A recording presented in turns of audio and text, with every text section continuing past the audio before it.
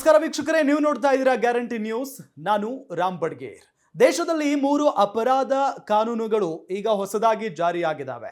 IPC ಬದಲಾಗಿ ಈಗ BNS ಆಗಿರೋದು. ಅಂದ್ರೆ ಮೊದಲು ದಂಡ ಸಂಹಿತೆ ಇತ್ತು, ಈಗ ನ್ಯಾಯ ಸಂಹಿತೆ ಆಗಿದೆ. ಹಾಗಾದ್ರೆ ಬದಲು ಮಾಡೋದಕ್ಕೆ ಏನು ಕಾರಣ, ಜೊತೆಗೆ ಈ 2 ಕಾನೂನುಗಳ ಮಧ್ಯೆ ಇರುವಂತ ಡಿಫರೆನ್ಸ್ ಏನು, ಇದೆಲ್ಲದರ ಬಗ್ಗೆ ಮಾತನಾಡೋದಕ್ಕೆ ನಮ್ಮ ಜೊತೆಗೆ ಈಗ ಸೀನಿಯರ್ ಅಡ್ವೊಕೇಟ್ ಶಂಕರಪ್ಪ ಅವರಿದ್ದಾರೆ. ಮೊದಲು ಅವರನ್ನ ನಾನು ಸ್ವಾಗತ ಮಾಡ್ಕೊಳ್ತೀನಿ. ಸರ್ ನಮಸ್ಕಾರ, ಕಾರ್ಯಕ್ರಮಕ್ಕೆ ಸ್ವಾಗತ. ನಿಮಗೆ ದೇಶದ ಜನರಿಗೆ ಸಿಕ್ಕಾಪಟ್ಟೆ ಗೊಂದಲ ಇದೆ ಸರ್. IPC ಇತ್ತು, ಈಗ BNS ಆಗಿದೆ.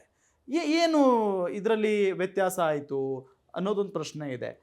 ಏನು ಹೇಳ್ತೀರಾ? ನೋಡಿ, 3 ಕಾನೂನುಗಳು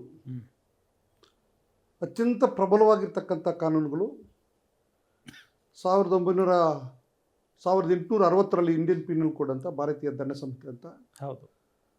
ಆಮೇಲೆ 1973ರಲ್ಲಿ ಕ್ರಿಮಿನಲ್ ಪ್ರೊಸೀಜರ್ ಕೋಡ್ ಅಂತ, ಅಪರಾಧ ಪ್ರಕ್ರಿಯೆ ಸಂಹಿತೆ ಅಂತ.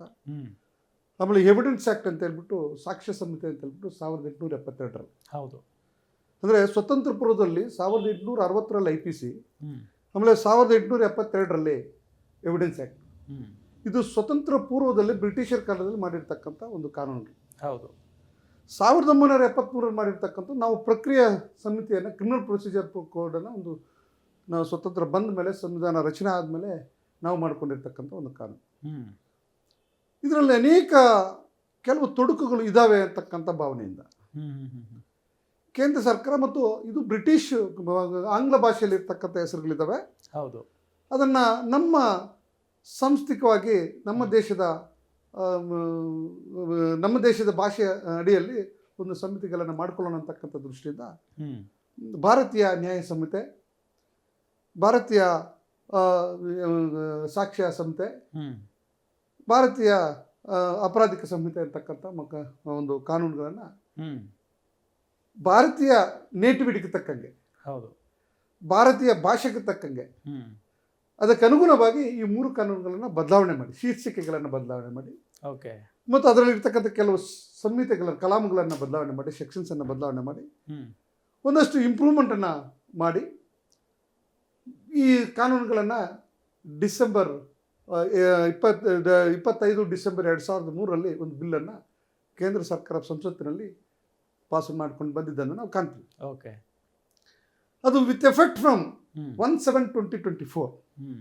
ಅದರಿಂದ ಆ ದಿನದಿಂದ ಜಾರಿಗೆ ಬರಬೇಕು ಅಂತೇಳಿ ತೀರ್ಮಾನ ತಗೊಂಡು ಇವತ್ತು ಈ ಕಾನೂನುಗಳನ್ನು ಜಾರಿಗೆ ತಂದಿರ್ತಕ್ಕಂಥ ನಾವು ಸಹಜವಾಗಿ ಗಮನಿಸ್ತೀವಿ. ಹೌದು.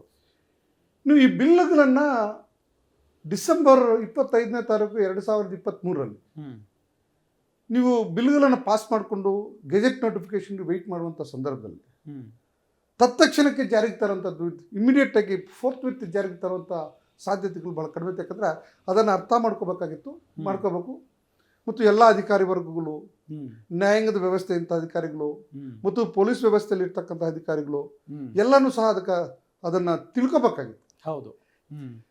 ಇವತ್ತು ಸಂದರ್ಭದಲ್ಲಿ ಈಗ ಆಗಿದ್ದಕ್ಕಂಥ ವಿಚಾರಗಳು ಏನೇ ಇರ್ಕೊಳ್ಳಿ, ಮುಂದಿನ ದಿನಗಳಲ್ಲಿ ಕನಿಷ್ಠ ಪಕ್ಷ ಈಗ ನಾವು ಮಾಡಬೇಕಾಗಿರ್ತಕ್ಕಂಥ ಕೆಲಸ ಕಾನೂನುಗಳ ಬಗ್ಗೆ ಅರಿವು ಮೂಡಿಸ್ತಕ್ಕಂಥ ಕೆಲಸ ಆಗಬೇಕು. ಹೌದು.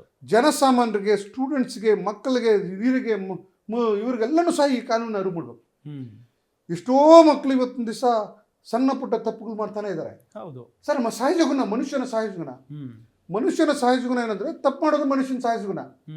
ಆದರೆ ಅದನ್ನು ರೆಕ್ಟಿಫೈ ಮಾಡ್ತಕ್ಕಂಥ ಬುದ್ಧಿ ಹೇಳ್ತಕ್ಕಂಥದ್ದು ಇದೆಯಲ್ಲ, ಅದು ರಿಫಾರ್ಮೇಟಿವ್ ಆಗಿರ್ಬೇಕು. ಓಕೆ.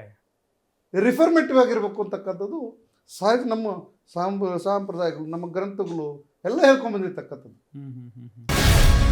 ಗ್ಯಾರಂಟಿ ನ್ಯೂಸ್, ಸುದ್ದಿ ಖಚಿತ, ನ್ಯಾಯ ನಿಶ್ಚಿತ.